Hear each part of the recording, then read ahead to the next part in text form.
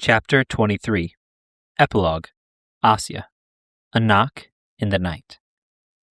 Asya lay in bed on her side, her knees curled up to her chest, with her arms wrapped tightly around them.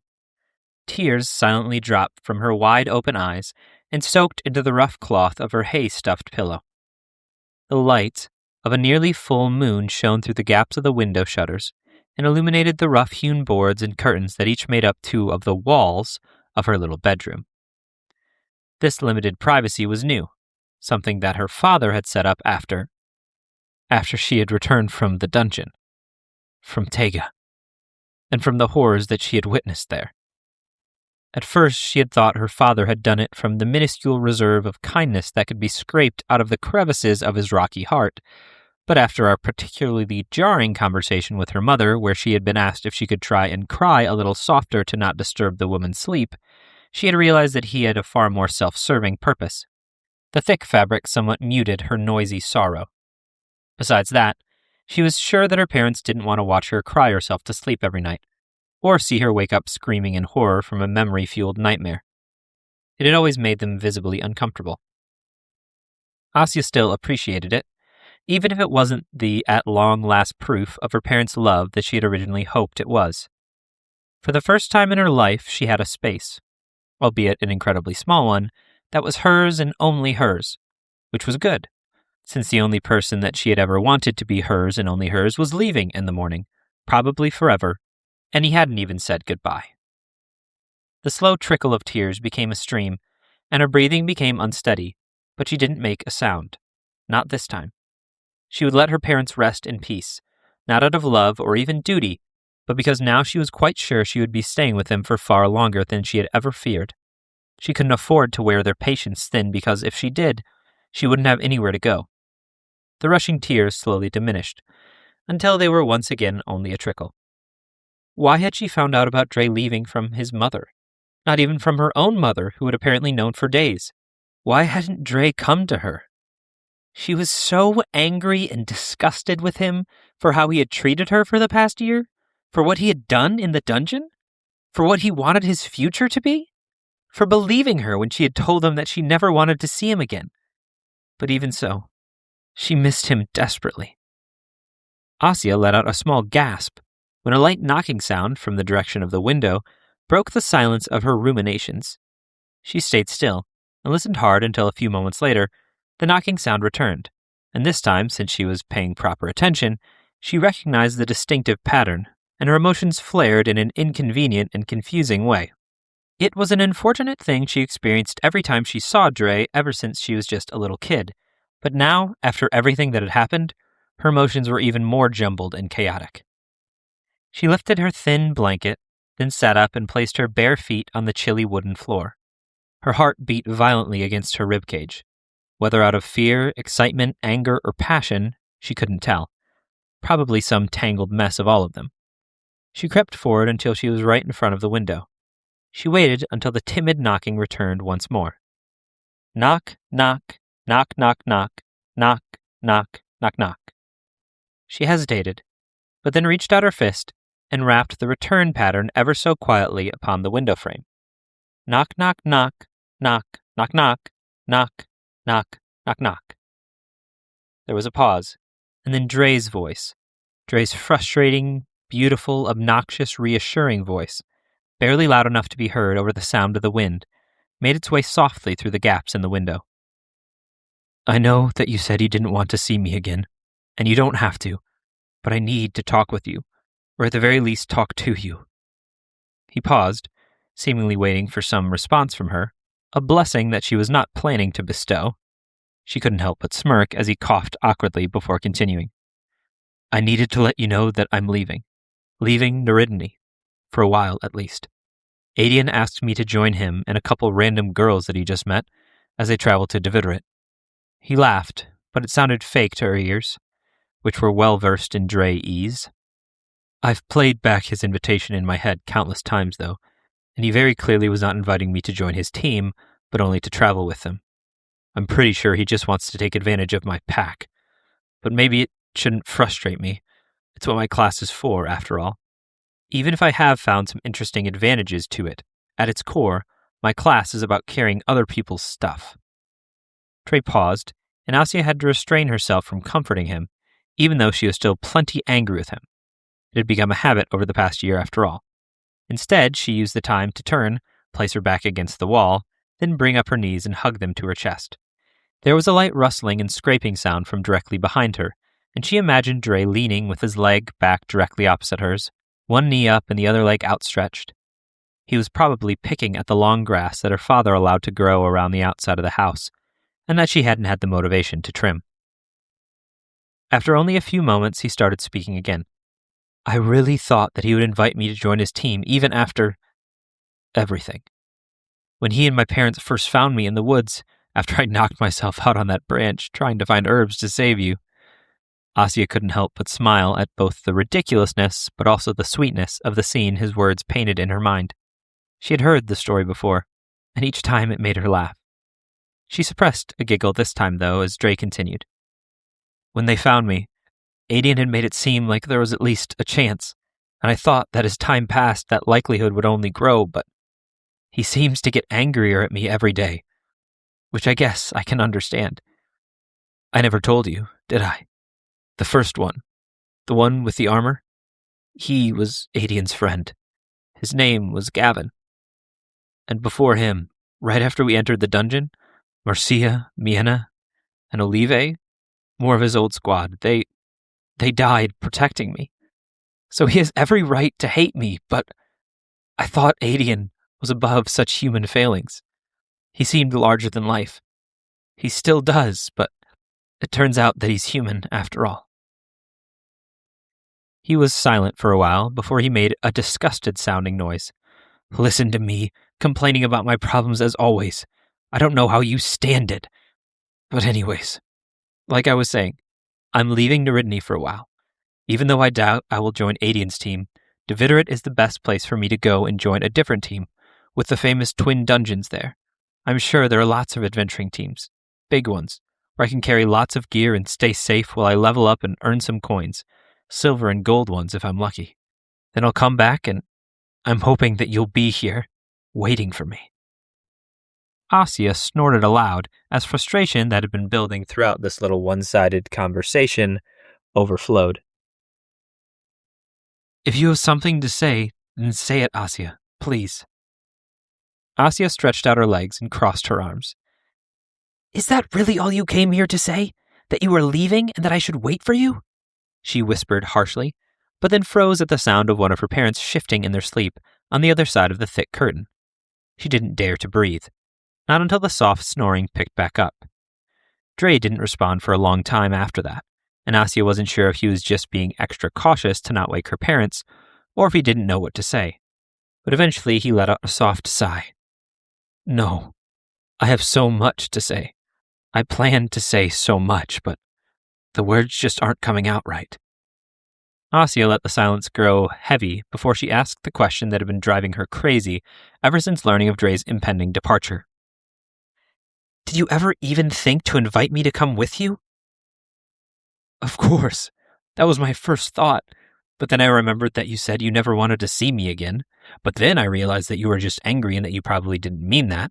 So that was my plan, actually. When I was thinking about this earlier today, I was planning on asking you to come with me, but then I realized something else. You have to stay here. For a little while, at least. Your class day is less than a week away, and you need to be here with Healer Noralie by your side when that happens. She can help you understand your class, train you in how to level, mentor you. I can't ask you to give that up." A tear slowly dripped down Asia's cheek. "Then stay here, with me.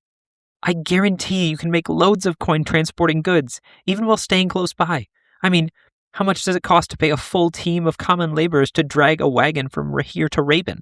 A lot, I'm sure. And even if you charged half that, or a quarter, you would never run out of work, would be paid handsomely, and if your class really is about carrying other people's stuff, then you would probably level up too. What's wrong with that plan, or one like it? One where the two of us stay together, like you said you wanted." There was a long silence, broken by a quiet sound that Asia eventually realized might be sniffling. Was Dre crying? When he spoke again, his voice was more gravelly, and it cracked every few words. I can't just stay here, Asya. My life was wrenched upside down in that dungeon. I, I hate myself for how I treated you. I hate myself for what I did in there. I don't know what to do. I'm drowning, and there are only two things in this world that I can grab onto and use to pull my head above water. The second of which is a quest. Not one given by my class, but one etched onto my soul in that dungeon. I have to stop Tega. I know it sounds silly. It's laughable in my own ears when I say it aloud. He is unimaginably powerful, and I'm a boy with a big backpack, but I have to try and stop him. I know it's not going to be something that I can do tomorrow or the next day or next year or maybe even next decade, but the idea of doing anything but working towards stopping him makes me nauseous. He's my brother, and he hurt me. He turned me into a murderer, and even worse, he hurt you. It's my responsibility to stop him, or at least try. And who knows, maybe someone else will come along and stop him for me. And if that happens, I will ask Adian to convert me, and I will thank the Creator up above for the great gift he has bestowed upon me. But until that happens, I have to work towards bringing him down. Can't you understand that? Asya did. She didn't want to, but she really did understand. As mad as she was at Dre, it paled in comparison to the rage she felt towards Tega. Javin had been her friend for even longer than Dre, even if only a couple of days. And now he had turned into some monster, and he dared to lay blame at her feet? At Dre's feet? But she couldn't do anything about it, so such anger just felt wasted. But she did understand. How Dre was trying to deal with his anger, though, it made no sense to her, but she had thought about it a lot since he had told her that he still wanted the adventuring life, and she thought she just might choose to live even that life with him, if he asked her to. It wasn't something she was excited about, but she knew Dre, knew him deeply, and she was convinced that his heart was set on this course of action, and at least for now, no matter what she said, he was going to go through with it. So rather than dig more into the painful wound that even the thought of Javin turned Tega had become for both of them, she asked a different, more important question. You said that stopping Tega was the second thing. What's the first? The silence lingered this time, but it didn't seem to grow heavy. Not to Asya. Her heart began to quicken as every moment of hesitation from Dre made his eventual answer even more clear in her mind. When he finally did speak, after a series of quiet movements, the distraught, teary-eyed tone was gone, replaced with a confidence that she hadn't heard from him in over a year. It's you, Asya. It's always been you, and will always be you. You are my best friend in the entire world. You have been the reason I get up in the morning since the day after I met you. You are the smartest, most beautiful, most talented, funniest, most kind-hearted, and caring woman in the whole world. If there is a creator, then you are his masterwork, and I am terribly unworthy of you. But selfishly, I still want you. I still need you. I need your hand to hold. I need your ears to listen. I need your mouth to speak to me always. I need your eyes to sparkle every time you see me. I need your feet to always walk beside me. I need your body pressed against mine. You are my everything, Asya. Without you, I am completely and totally lost. I need to know that you will always be with me, even as I try to figure out my place in this new world that we find ourselves in. But I don't only come with my neediness. I have things to offer, vows that I make to you. I promise to give you the best life that I possibly can. I promise that whatever is mine is yours. I promise to be loyal and faithful and true to you and only you. I promise to be yours from before the day you gain your class till our classes stagnate in our old age. I promise to call you mine and to cherish and be proud of you whether your level cap is 5, 10, 30, 50, or 100. I promise to keep improving and striving every day in a futile effort to be worthy of your love. I promise to always make you my top priority. Always. even if that means letting go of that second thing. If the only way for me to be with you is to give up stopping my brother, then I will let go of that and cling desperately to you with both hands. If that is what it takes to call you my wife, then I will do it, and I will do it gladly. Asia's heart hammered in her chest. An entire swarm of butterflies tried and failed to escape her stomach. Her breath came quickly as her entire body quivered. Her eyes were wide and her mouth hung open, and for the first time in a long time, she knew exactly where her feelings were coming from. Slowly, painfully slowly, she got to her knees. Her mind was blank.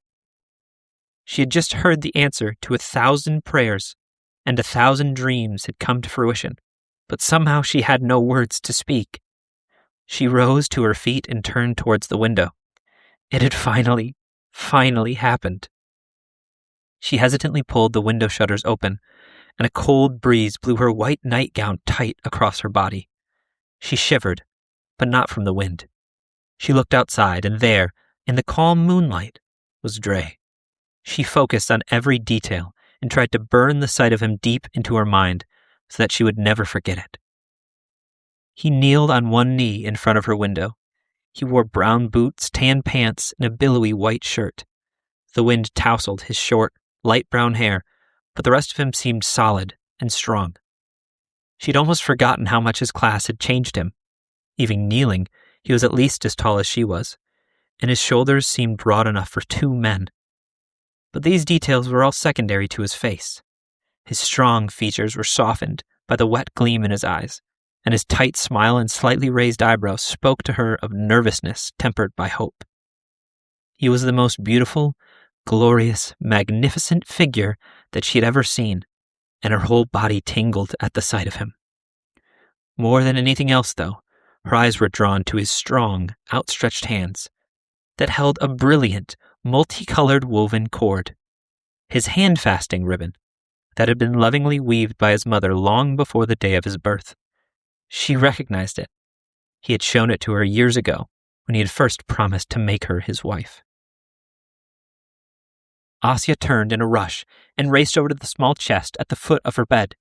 She shoved open the top and then dug through it, much too noisily, but she didn't care about waking her parents anymore, until she found the simple strip of rucksack cloth that had been made by her own mother, if ripping a strip off of the dress the woman had given birth to Asia in counted as making.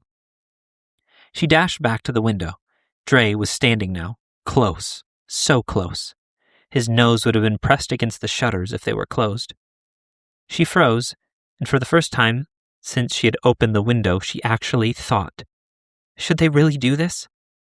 There was no need for witnesses or for ceremonies, but they were traditionally done. No, all that was needed was the 2 of them and their hand-fasting cords. But what about all of her doubts and concerns? She knew logically that they were important. She remembered that Dre had strung her along.